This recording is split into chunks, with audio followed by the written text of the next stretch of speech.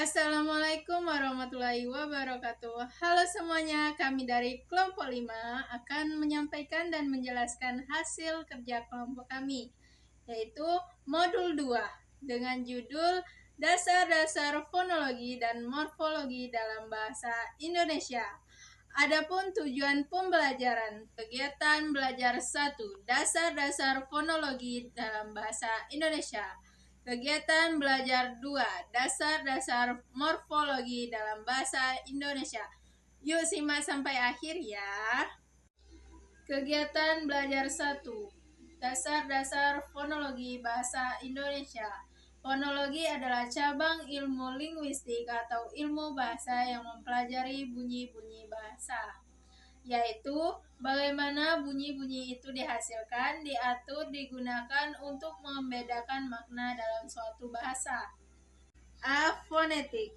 Fonetik membahas bunyi-bunyi yang dihasilkan oleh alat ucap manusia serta bagaimana bunyi itu dihasilkan.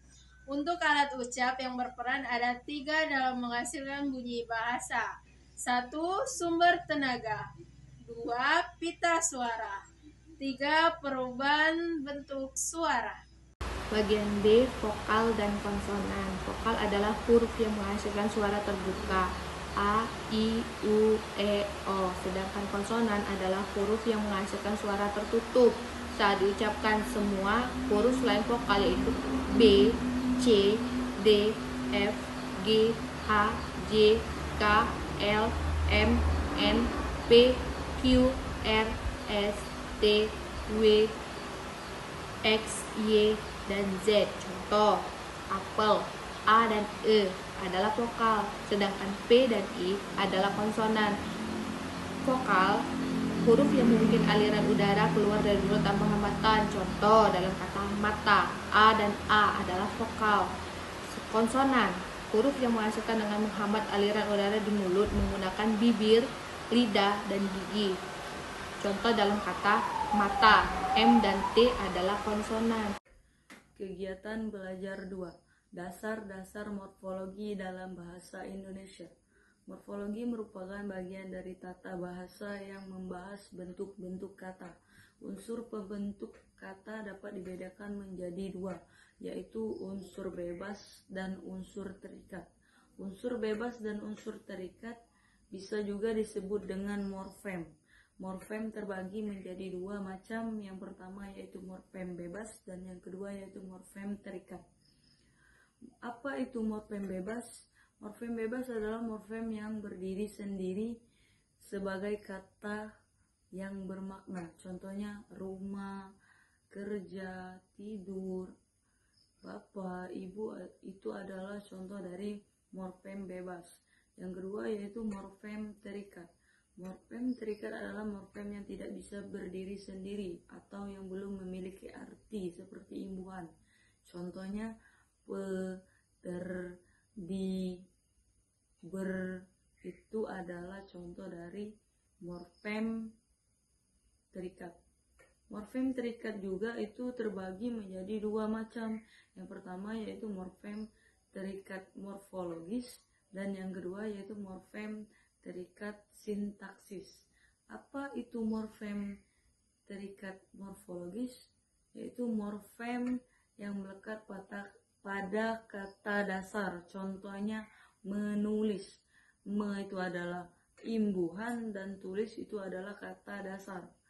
Yang kedua yaitu morfem terikat sintaksis, yaitu kata yang berfungsi mengikat hubungan antara kata lain seperti kata penghubung.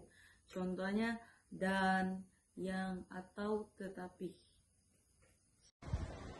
Kegiatan belajar 2, dasar-dasar morfologi dalam bahasa Indonesia. C. Morfem ulang. Morfem ulang dalam bahasa Indonesia dapat membentuk kata dalam bentuk dasar yang berkelas kata kerja, kata benda, dan kata sifat.